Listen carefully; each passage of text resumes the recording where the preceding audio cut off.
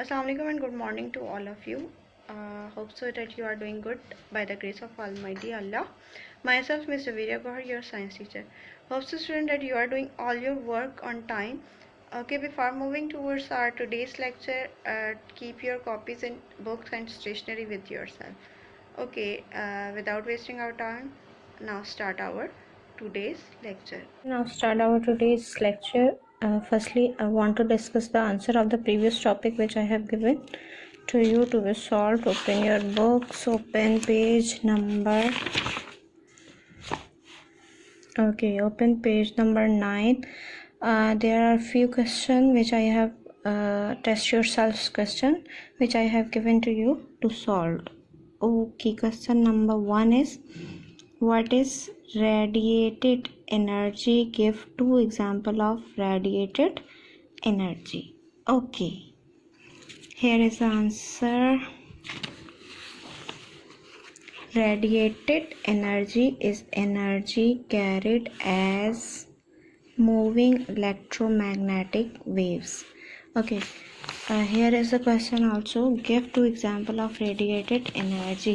Okay students, आपने इस form में क्वेश्चन लिखना है अपनी कॉपी में. ये जो क्वेश्चंस हैं जो आप लोगों को मैं बता रही हूँ मेंशन कर दूंगी, जो आपने अपनी कॉपी में करने हैं. What is radiated energy? Give 2 examples of radiated energy. So radiated energy is energy carried as moving electromagnetic waves, light and radio waves. Example है light and radio waves. Okay. Number 2, how is sound energy is produced? Okay, ये आपने just अपने book में लिख लें. Sound energy is produced whenever an object vibrate due to force. Okay, whenever force make an object vibrate. जब भी कोई force एक object को vibrate करती है तो वो क्या है, साउंड एनर्जी प्रोड्यूस होती है. Here is the answer. Sounds are made whenever a force make an object vibrate. Sound कब प्रोड्यूस होती है? मेड लिखा हुआ है, आप प्रोड्यूस लिख सकते हो. Sounds are produce whenever a force make an object vibrate. Okay, how is sound energy produce? Sound energy is produce whenever a force make an object vibrate. Okay, explain why hot objects lose heat energy when they cool down. Okay, मतलब hot objects अपनी energy loss क्यों करती हैं? Okay, explain why hot objects lose heat energy when they cool down, जब वो ठंडी होती हैं. when a hot object cools down, its atom and molecules slow down and lose heat energy. क्यों? जब वो कूल डाउन होते हैं तो उसके एटम और मॉलिक्यूल होते हैं वो स्लो डाउन हो जाते हैं, यानी कि उसकी वाइब्रेशन या मूवमेंट स्लो डाउन हो जाती है, जिसकी वजह से वो अपनी हीट एनर्जी लॉस कर देते हैं. Number 4, explain how electrical energy is transfer from a battery to light bulb. Okay, explain करें how electrical energy is transfer. Electrical energy कैसे ट्रांसफ़र होती है फ्रॉम अ बैटरी, बैटरी से to a light bulb, light bulb की तरफ. Moving electrons transfer energy from a battery to a light bulb. Moving electron light energy है, energy transfer करते हैं from a battery to a light bulb. Okay student, आप just ये answer tally कर लें. आप अपने होप सो आपने यही फाइंड आउट किए होंगे आंसर्स. अगर आपके आंसर मिलते जुलते हैं बिल्कुल एग्जैक्टली, बस वर्डिंग चेंज है, देन इट्स ओके, आप अपना आंसर भी उतार सकते हैं. बट टू बी एक्यूरेट, मतलब स्पेलिंग एरर ना हो, ग्रामेटिकल एरर ना हो, तो आप ये वाले आंसर उतार लीजिए. अगर आप श्योर हो कि आपके आंसर एक्यूरेट हैं तो आप अपने आंसर उतार सकते हो, नो इशू. ओके, क्या है? मूविंग इलेक्ट्रॉन्स क्या करते हैं? ट्रांसफ़र एनर्जी ट्रांसफ़र करते हैं from a battery to a light bulb. Okay, here is also moving electrons can transfer energy from a battery or the means of an electric device. Electric device as light bulb लिखा हुआ था, वहाँ light bulb भी है. आपने क्या लिखना है? moving electrons can को कट कर देना, transfer energy from a battery to a bulb. ठीक है, आपको मैं लास्ट में पिक्चर भी शो कर दूंगी, आप आराम से अपना काम उतार लीजिएगा. Now come on page number 11. There is also few question of test yourself. Okay, test yourself के few question है यहाँ. Explain the term energy chain. Energy chain के term को explain करें. Simple energy chain क्या है? Changing energy, changing from one type to another. Okay, energy, explain the term energy change. Energy chain क्या है? Energy changing from one type to another is an energy change. Okay, वो energy change है, chain है, sorry. Energy chain क्या है? Energy का convert होना from one form to another. Okay, question number 2. What is the law of conservation of energy? Law of conservation of energy क्या है? Energy can not be energy can not be made और destroy but it can change from one form to another. Okay, here is the law of conservation of energy. Okay, on page number 10. Law of conservation of energy. Energy cannot be made or destroyed but it can change from one form to another. Okay, question number 3. Describe what happened to the kinetic energy of a hammer when you use it to hit the nail. Okay, kinetic energy of hammer क्या होता है? when you use it to hit a nail, जब आप nail को यानी कि कील को हिट करते हो. तो हैमर में क्या होती है? Potential energy. ठीक है, जब वो नेल के ऊपर होती है यानी कि कील ठोकने यानी कि कील के ऊपर मारने से पहले हैमर में कौन सी एनर्जी होगी? जब कोई चीज़ मूविंग पोजीशन में नहीं होती, स्टेशनरी पोजीशन में होती, तो उसमें पोटेंशियल एनर्जी होती है. तो हैमर में क्या होगी? Potential energy. ठीक है, तो वो हैमर जब नेल पर हिट करेगी तो हैमर में क्या आ जाएगी? Kinetic energy. ठीक है, जब वो हैमर जो है, जो हथौड़ी है, कील पर टकराएगी तो क्या प्रोड्यूस करेगी? Sound energy. और उसके साथ साथ क्या होगा? साउंड एनर्जी के साथ साथ थर्मल एनर्जी भी प्रोड्यूस होगी और some sort of kinetic energy is also produce. कैसे?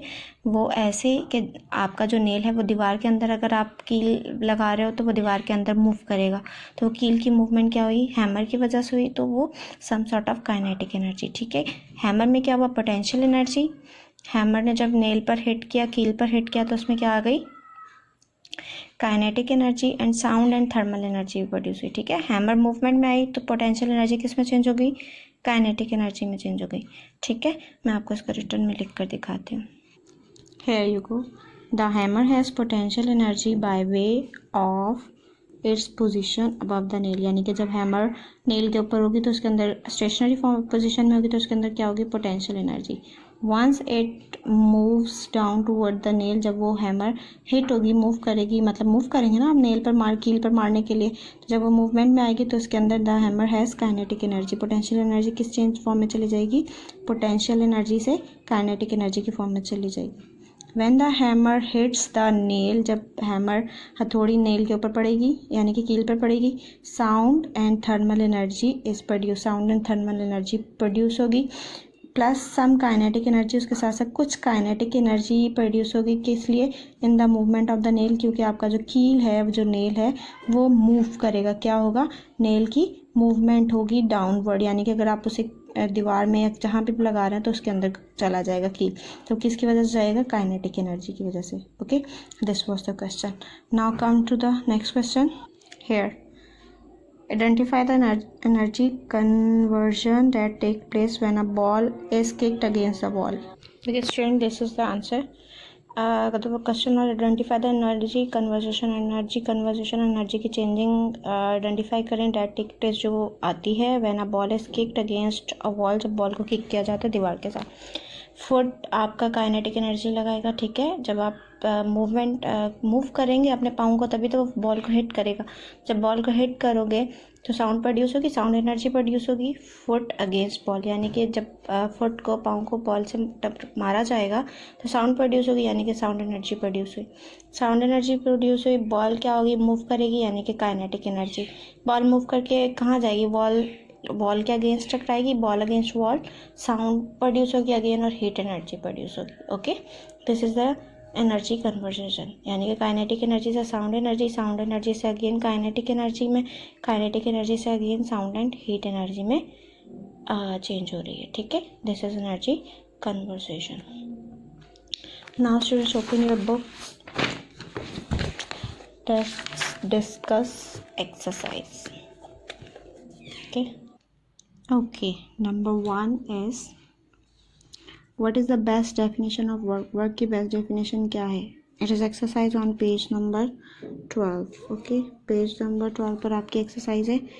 Multiple choice question. Which is the best definition of work? Work is done when a force makes something move.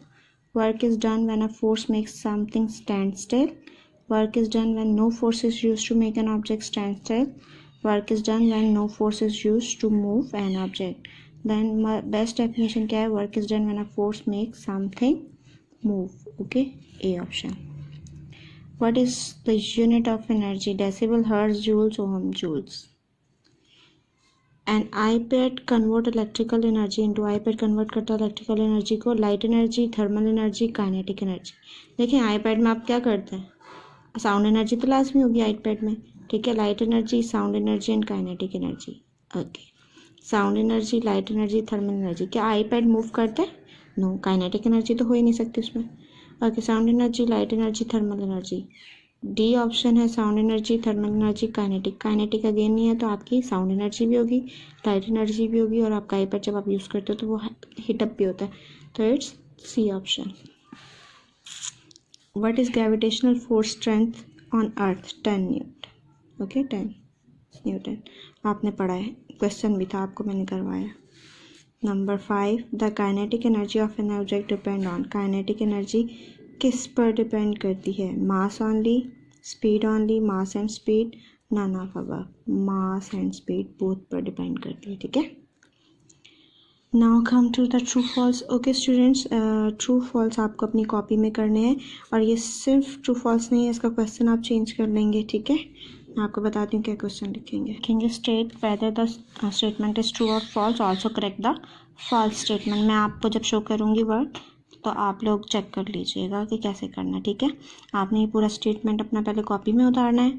ठीक है, उसके आगे ट्रू या false लिखेंगे, देन उसका अगर फॉल्स है तो करेक्ट स्टेटमेंट लिखेंगे. ठीक है, Number 1, the amount of work done depends only on the size of the force. सिर्फ size of force के ऊपर डिपेंड करता है amount of work? No. size of force के साथ साथ किसके ऊपर डिपेंड करता है? size of force and distance. Okay. आप कॉपी में जब लिखेंगे you have to write like this. okay, false the amount and correct option लिखेंगे. पूरा स्टेटमेंट लिखने के बाद false लिखेंगे. देखिए, state whether the statement is true or false, इस तरह क्वेश्चन लिखेंगे. also correct the false statement. ठीक है, पूरा स्टेटमेंट लिखेंगे, बुक से उतारेंगे, उसके आगे ट्रू या फॉल्स लिखेंगे. अगर फॉल्स होगा तो इस तरह the amount of work done depends on the size of the force and the distance it moves. Okay, इसका आंसर हुआ. Next, no energy is use when work is done. False. आप क्या लिखोगे? Energy is used when work is done. ठीक है. Number 3, the unit for work and energy are same. Yes, true. As energy an energy change is when one type of energy is converted to another. Okay, ये true है. एक energy जब दूसरे form में change होती है तो वो एनर्जी चेन कहलाती है. Okay, any object lifted above the ground. कोई भी ऑब्जेक्ट जब ग्राउंड से ऊपर उठाया जाता है हैज़ ग्रेविटेशनल पोटेंशियल एनर्जी. उसमें ग्रेविटेशनल पोटेंशियल एनर्जी होती है. ट्रू. ओके, उसके बाद क्वेश्चन नंबर 3 है कन्वर्जन्स का. ठीक है, ये कन्वर्जन्स मैं आपको करवा रही हूँ. Look, here are the following are the amount of energy in joules. ठीक है, आपको दी गई हैं. Look at what are the following amount of energy in joules. 20 kg. आपने डायरेक्ट चेंज नहीं करना, सोल्यूशन लिखना है. 1 kg. ठीक है, kilo joule is equal to 1000 joules. ठीक है, आपको 28 किलो जूल्स का फाइंड आउट करना है. 1 किलो जूल्स 1000 जूल्स के होते हैं. ठीक है, आपने इसे किन में कन्वर्ट कर रहे हो? जूल्स में कन्वर्ट करना है सबको. ठीक है, तो आपको पता होगा तो आप कन्वर्जन लगाओगे 1 kilo joule is equal to 1000 joules. तो 20 में फाइंड आउट करना है, देयर फॉर का साइन है, therefore 20 multiply by 1000 20,000 joules. Okay, इसी तरह सेकंड है 10 mega joules, 10 mega joule solution 1 mega joule is equal to this one. Okay, therefore 10 को इससे मल्टीप्लाई कर देंगे, ये आंसर आ गया आपके पास। Okay, 1 mega joule is equal to 1 million joules, 10 को मल्टीप्लाई करेंगे, ठीक है, 1 मिलियन से तो 10 million joules. Okay, here you can put commas as well.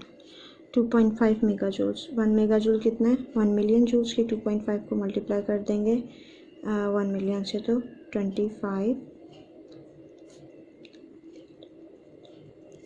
Okay, the answer will be 2,500,000। Okay, 2,500,000, sorry I pronounced wrong। 1 mega joule is equal to 1 million joules, 2.5 को multiply करेंगे 1 million से, then answer will be 2,500,000 joules. Okay, this is the conversion. Okay, now come to 4.5 kilo joules. 1 kilo joules is equal to 1000 joules, 0.5 को multiply करेंगे 1000 से तो 500 joules आपका answer आ जाएगा। You have to write down these conversions in your copy as well. Okay, आपने ये conversions अपनी कॉपीज़ में भी उतारनी है। Okay, now come to this diagram on page number 13, question number 4। The diagram show a weight lifter lifting some weight. एक weight lifter को दिखाया गया है, उसने कितने न्यूटन फोर्स लगाई है और कितना डिस्टेंस कवर किया है ये दिखाया गया। There are some question you have to solve. Where does the weight lifter get the energy from to lift the weight. Weight lifter के पास एनर्जी कहाँ से आई वेट उठाने के लिए। Definitely what ever he eats, mean he eat food, जो उसने food खाई उससे उसको क्या मिली, एनर्जी मिली। How much work is the weight lifter doing in lifting the weight. आपको वर्क फाइंड आउट करना है, ठीक है। वर्क क्या है, फोर्स इंटू डिस्टेंस। फोर्स क्या है 2000 न्यूटन, डिस्टेंस क्या है 2, ठीक है, मल्टीप्लाई कर देंगे तो 4000 क्या आ जाएगा, वर्क आ जाएगा। वर्क का यूनिट क्या है, joules.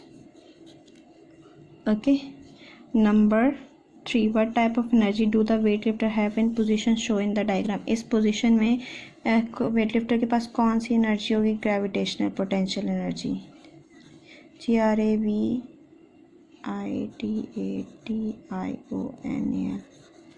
Potential POTENTIAL energy. Okay, कौन सी एनर्जी होगी, gravitational potential energy. Suppose the weight lifter suddenly drop the wait, उसने अचानक से ये वेट ड्रॉप कर दिया। What type of energy will be weight lifter have as they fall the ground. जब वेट ये ग्राउंड पे गिरेगा तो कौन सी एनर्जी प्रोड्यूस होगी, काइनेटिक एनर्जी, ठीक है, जब ये गिर रहा होगा, अभी ज़मीन पर हिट नहीं किया। When they hit the ground thermal and sound energy produce होगी। ओके, जब ये हिट होगा thermal and sound energy produce होगी। When ever something hit with the ground thermal and sound energy must be produced. Okay, लाजमी produce होगी। Okay, soft नहीं hard thing की बात कर रही हूँ मैं। Okay, next, gravitational potential energy is the energy stored in an object due to its position above the ground। gravitational potential energy वो एनर्जी है जो ऑब्जेक्ट में स्टोर होती है, उसकी पोजीशन अबव द ग्राउंड, वो जब ग्राउंड से ऊपर होती है उसकी पोजीशन की वजह से उसमें पाई जाती है ऑब्जेक्ट्स में। Give 2 things that affect the gravitational potential energy. 2 चीज़ें बताएं जो ग्रेविटेशनल पोटेंशियल एनर्जी पर अफेक्ट करती हैं। The answer is mass and height above the ground, यानी कि ग्रेविटेशनल पोटेंशियल एनर्जी किस पे डिपेंड कर रही है, मास पर डिपेंड कर रही है और हाइट ऑफ ऑब्जेक्ट जो उठाई गई है, ठीक है, कितनी ऊंची उठाई गई है और उसका वजन कितना है। Apple and oranges both grow on tree, दोनों दरख्त पर उगते हैं, of almost the same height, दोनों दरख्तों की हाइट जो है सेम है। हाउ एवर ताहम apples and oranges have different amount of gravitational potential energy. Apple और ऑरेंजेस की ग्रेविटेशनल पोटेंशियल एनर्जी डिफरेंट होती है, ठीक है।